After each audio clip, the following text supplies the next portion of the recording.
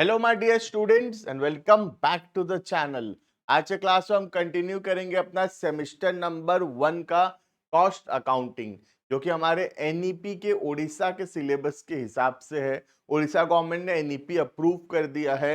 अब हर एक यूनिवर्सिटी के अंदर एनईपी लागू हो गया है और एनईपी के हिसाब से ही तुमको पढ़ाई करना पड़ेगा। पिछले वीडियोस के अंदर हम कॉस्ट अकाउंटिंग शुरू किए थे, जहाँ पे हम एक वीडियो ऑलरेडी अपलोड कर रखे हैं। अगर तुम कोई और यूनिवर्सिटी से बिलोंग करते हो अदर देन ओडिशा, तो भी तुम आराम से पढ़ाई शुरू कर सकते हो।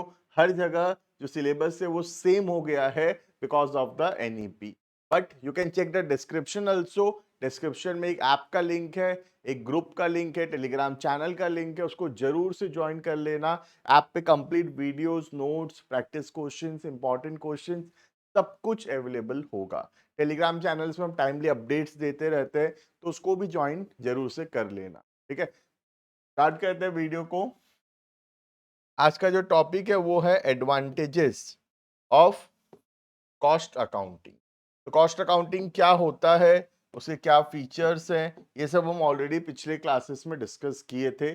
आज हम पढ़ेंगे advantages of cost accounting and what is the difference between the financial accounting and the cost accounting.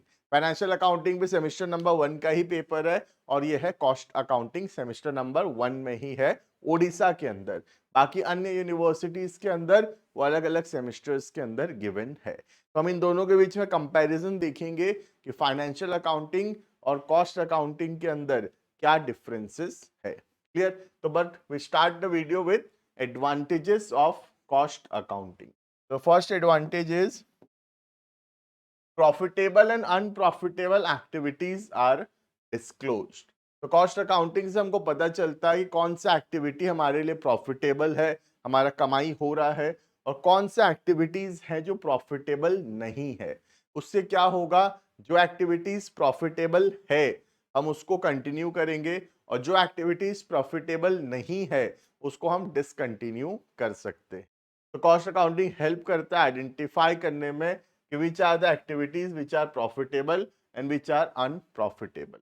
ठीक है, देखना, steps can be taken to eliminate or reduce those activities which has little or no benefit। तो जिस पे कोई फायदा नहीं हो रहा, अनप्रॉफिटेबल एक्टिविटीज है, हम उसको एलिमिनेट या कम से कम रिड्यूस तो जरूर कर सकते हैं। और to change the method of production in order to make such activities more profitable, या फिर हम कुछ चेंजेस लाएंगे जिससे क्या होगा, अनप्रॉफिटेबल कन्वर्ट हो सकेगा प्रॉफिटेबल में। तो अगर हमको अनप्रॉफिटेबल पता चलेगा तो हम उस पर एक्शंस ले पाएंगे। एक तो या तो उसको हम डिसकंटिन्यू कर सकते हैं, या फिर हम कुछ मेथड्स, कुछ प्रोसेसेस को चेंज करेंगे जिससे अनप्रॉफिटेबल एक्टिविटीज जो है it will be converted into profitable activities. Clear है ये? Next, second, it enables a concern to measure the efficiency and then to maintain and improve it। तो ये हेल्प करता है ऑर्गेनाइजेशन का एफिशिएंसी पता करने में। एफिशिएंसी का मतलब है कितने अच्छे से हम रिसोर्सेस को यूज कर रहे हैं, रिसोर्सेस का ऑप्टिमम यूटिलाइजेशन हो रहा है या नहीं, कहीं रिसोर्सेस का वेस्टेज तो नहीं हो रहा। ये सब हेल्प करता है कॉस्ट अकाउंटिंग कैलकुलेट करने में। तो अगर हमको एफिशिएंसी पता होगा तो हम कोशिश कर सकते हैं उसको इंप्रूव करने का फ्यूचर के अंदर, right. This is done with the help of valuable data made available for the purpose of comparison. तो कॉस्ट अकाउंटिंग हमको बहुत सारे डेटा प्रोवाइड करता है जो हेल्प करता है कंपैरिजन करके फाइंड आउट करने में कि whether the organisation is efficient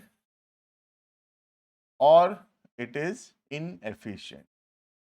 efficient है कि इनएफिशिएंट ये पता लगाने के लिए कॉस्ट अकाउंटिंग हेल्प करता है। For example, if material spent upon a pair of shoes in 2013 comes to 160 and for a similar pair of shoes the amount is 180 in 2024, the increase may be due to increase in price।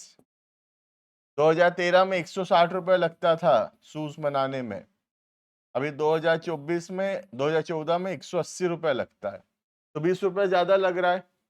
अभी सुबह ज्यादा क्यों लग रहा है? या तो सच में प्राइस बढ़ा होगा, या फिर देयर इज वेस्टेज हुआ होगा in the use of material और inefficiency at the time of buying और अननेसेसरी हाई प्राइस, या फिर हम बाइंग के समय ज्यादा पैसा देकर खरीदे होंगे। तो कॉस्ट अकाउंटिंग हेल्प करता है ये रीजन फाइंड आउट करने में कि 160 से 180 क्यों हुआ, उसका क्या क्या रीजन है। अगर रीजंस वैलिड है तो ओके, पर अगर रीजंस वैलिड नहीं है तो हम उसको ठीक करने का कोशिश करेंगे। अगर वेस्टेज है तो उसको रिड्यूस करने का कोशिश करेंगे, सो दैट ये जो इनएफिशिएंसी है फ्यूचर में ऑकर ना हो। Clear? Next, it provide information upon way estimates and tenders are based. तो फ्यूचर एस्टिमेट करने के लिए, फ्यूचर कॉन्ट्रैक्ट्स पूरा करने के लिए जो इंफॉर्मेशंस का जरूरत पड़ता है, वो इंफॉर्मेशन कॉस्ट अकाउंटिंग प्रोवाइड करता है। In case of big contract और जॉब्स, कोटेशन हमको बताना रहता है कितना रुपया में हम कॉन्ट्रैक्ट लेंगे, और कोटेशन कैसे बन पाएगा जब हमारे पास इंफॉर्मेशन होगा अबाउट द कॉस्ट। अगर कॉस्ट का इंफॉर्मेशन नहीं होगा तो हम कोटेशंस नहीं बना पाएंगे। ठीक है? Can not be given unless the cost of completing the contracts can be find out. तो कोटेशंस बनाने में हेल्प करता है, टेंडर्स भरने में हेल्प करता है कॉस्ट अकाउंटिंग, क्योंकि इंफॉर्मेशन प्रोवाइड करता है रिलेटेड टू कॉस्ट, जो कि हमको हेल्प करता है फाइंड आउट करने में कि एस्टिमेटेड कॉस्ट ऑफ कंप्लीशन कितना होगा, और एस्टिमेटेड कॉस्ट ऑफ कंप्लीशन के हिसाब से उसमें प्रॉफिट ऐड करके हम जो है टेंडर्स भरते हैं। Right? Next, it guides future production policy. It explains the cost incurred and profit made in various lines of business and processes, and thereby provides data on the basis of which production can be appropriately planned. तो future productions में help करता है ये cost accounting, data provide करता है related to cost which can be used for the purpose of planning in the future. Right? Next, it helps in increasing profits by disclosing the sources of loss or wastage and by suggesting such controls so that wastage, leakages, any inefficiencies of all departments may be detected and prevented. तो ये help करता है wastage को, leakage को, inefficiencies को reduce करने में, और अगर ये सब रिड्यूस होगा तो अपने आप ऑर्गेनाइजेशन का जो प्रॉफिटेबिलिटी है वो इंक्रीज होगा। Clear?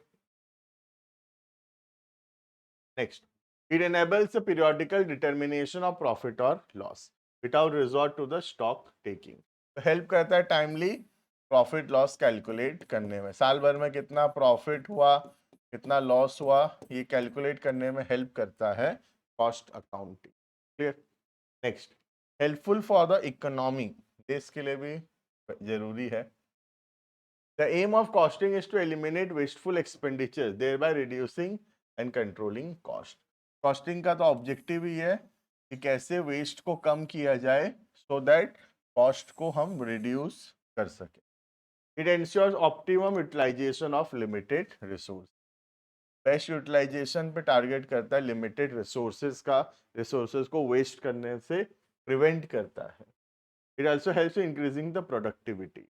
These factors go for a long way to boost the economy. देश के लिए भी बहुत जरूरी है कि देश के रिसोर्सेज का ऑप्टिमम यूटिलाइजेशन हो, वेस्ट कम हो, रिसोर्सेज का बेस्ट यूटिलाइजेशन हो, एंड कॉस्ट कंट्रोल हो, और ये सब कुछ करने में कॉस्ट अकाउंटिंग जो है हेल्प करता है एक पर्टिकुलर बिजनेस का। Right? Next, helpful for consumers. अगर कॉस्ट कम होगा तो अपने आप जो सेलिंग प्राइस है वो भी कम हो। अगर हम एक सामान 100 में बनाएंगे तो हम उसको 120 में बेचेंगे, बट अगर वो सामान ही हम 80 में बनाएंगे तो फिर उसको 100 में बेचेंगे। तो कस्टमर के लिए फायदा है कॉस्ट अकाउंटिंग के वजह से, क्योंकि कॉस्ट ऑफ प्रोडक्शन कम होगा, और जितना कम होगा कॉस्ट ऑफ प्रोडक्शन उसी हिसाब से सेलिंग प्राइस भी जो है वो रिड्यूस होगा, और अगर कस्टम सेलिंग प्राइस रिड्यूस होगा तो सबसे ज्यादा फायदा जो है ये कस्टमर को ही मिलेगा। राइट?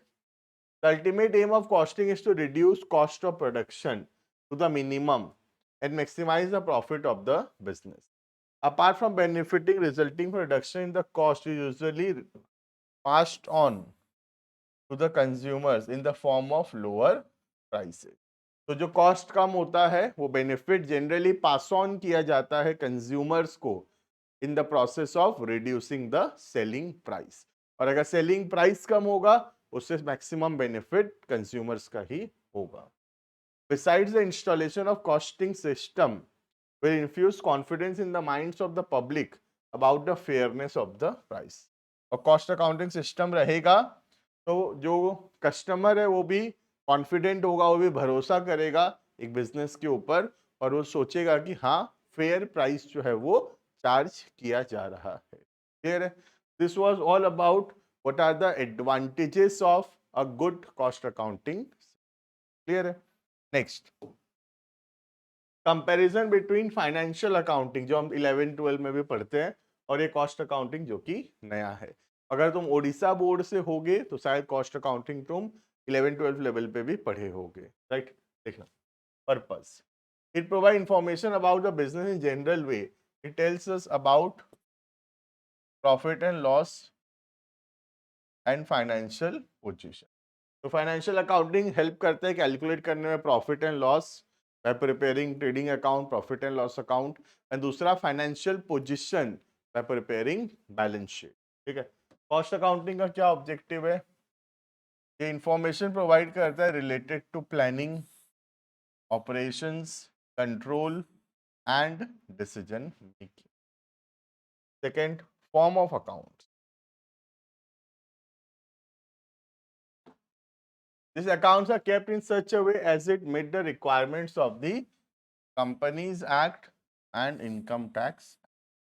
Financial accounting maintain होता है as per the formats given in the Companies Act and the Income Tax. These accounts are generally kept voluntarily. इसका कोई particular format नहीं अपने मन से रखा जाता है. But now companies have also made it obligatory to keep cost records in some manufacturing industry. और कंपनीज एक्ट अभी अभी कुछ बड़े बड़े मैन्युफैक्चरिंग यूनिट्स को कॉस्ट रिकॉर्ड्स मेंटेन करना मैंडेटरी करता है. तो वो लोग तो मेंटेन करेंगे ही, बाकी सब कोई वॉलेंटरीली मेंटेन कर रहे हैं. पर फाइनेंशियल अकाउंटिंग जो है वो तो मेंटेन करना ही पड़ेगा as per the companies act and the income tax. Clear? Next, it classifies records and analyzes the transaction in a subjective manner, that is recording the nature of expense. Transaction को classify करता है और record करके analyse करता है जिससे profit loss पता चलेगा. यहाँ पे एक्सपेंडिचर्स को रिकॉर्ड करता है in an objective manner, that is according to the purpose for which the cost are. तो एक्सपेंडिचर्स को रिकॉर्ड करता है एक ऐसे प्रोसेस से जिससे पता चले कि क्या पर्पस से एक्सपेंडिचर हुआ है, और फिर देखता है कि क्या वो एक्सपेंडिचर जरूरी था, नहीं था, तो उसको कंट्रोल करने का कोशिश करता है. Control, it lays emphasis on recording aspect without attaching any importance to control. तो कंट्रोल को इतना इंपॉर्टेंस नहीं देता financial accounting, but cost accounting तो बहुत ज्यादा फोकस करता है कंट्रोल के ऊपर, so that material, labour, overhead जो है जैसा हम सोचे थे, स्टैंडर्ड जैसा बनाए थे, उसके अंदर अंदर ही खर्चा हो, ये बहुत कोशिश करता है कॉस्ट अकाउंटिंग सिस्टम. तो कॉस्ट अकाउंटिंग हमेशा कोशिश करता है कि जो स्टैंडर्ड कॉस्टिंग है या जो बजटरी कंट्रोल्स है, जो बजट्स है, उसके हिसाब से ही खर्चा इनकर होगा. ठीक है? Next, periodicity of reporting. It reports operating results and financial performance usually at the end of the year. साल के एंड में ये रिपोर्ट करता है, बैलेंस शीट, पीएल, ये सब ईयर के एंड में बनता है. यहाँ पे it gives information through cost reports as and when desired. वैसे कुछ फिक्स नहीं है, जब मैनेजमेंट का मर्जी है तब वो कॉस्ट रिपोर्ट्स जो है वो जनरेट कर सकता है. पर फाइनेंशियल अकाउंटिंग जनरली किया जाता है at the end of the accounting. ठीक है? Next, analysis of profit. Financial accounts are the accounts of the whole business. They are independent in nature and disclose the net profit ये पूरे business का सारा transactions को record करके पूरे business का प्रॉफिट या लॉस जो है वो डिस्क्लोज करता है। बट कॉस्ट अकाउंटिंग एक पार्ट है सिर्फ, ये पूरे बिजनेस का नहीं है। ये एक एक प्रोडक्ट का, एक एक जॉब का, एक एक सर्विस का प्रॉफिट लॉस कैलकुलेट करता है। ये पूरे बिजनेस का नहीं करता। पूरे बिजनेस के लिए क्या है? Financial accounting reporting. The cost are reported in aggregate. सब कॉस्ट को जोड़ के मिला के एक साथ रिपोर्ट किया जाता है। यहाँ पे हर कॉस्ट को अलग अलग रिपोर्ट किया जाता है पर यूनिट के हिसाब से। Next, information. ये सिर्फ मॉनेटरी इंफॉर्मेशन को रिकॉर्ड करता है। कॉस्ट अकाउंट, फाइनेंशियल अकाउंटिंग से मॉनेटरी ट्रांजेक्शन्स को रिकॉर्ड करता है, but cost accounting non monetary and monetary दोनों को ही रिकॉर्ड करता है। Clear? Next, fixation of selling price. Financial accounting का कोई रोल नहीं है सेलिंग प्राइस डिसाइड करने में। There is no role of financial accounting in setting the selling price of the goods. बस कॉस्ट अकाउंटिंग हेल्प करता है कितना कॉस्ट हुआ पता करने में। कॉस्ट के हिसाब से फिर हम प्रॉफिट जोड़ के सेलिंग प्राइस डिसाइड करेंगे। तो कॉस्ट अकाउंटिंग हेल्प करता है सेलिंग प्राइस डिसाइड करने में। एंड लास्ट, यहाँ पे स्टॉक वैल्यू होता है फाइनेंशियल अकाउंटिंग में, कॉस्ट और market value which ever is lower. But cost accounting के अंदर it is valued at cost only. यहाँ पे सिर्फ कॉस्ट पे ही वैल्यू किया जाता है। तो this is the basic difference between financial accounting and cost accounting. मैं होप करता हूँ वीडियो सही लगा होगा, समझ में आया होगा advantages of cost accounting and difference between financial accounting and cost account. ऐसे ही चैनल से जुड़े रहना, बाकी सारे वीडियोस हम धीरे धीरे अपलोड करते जाएंगे। मिलते हैं आने वाली क्लासेस के अंदर। Thank you and bye bye.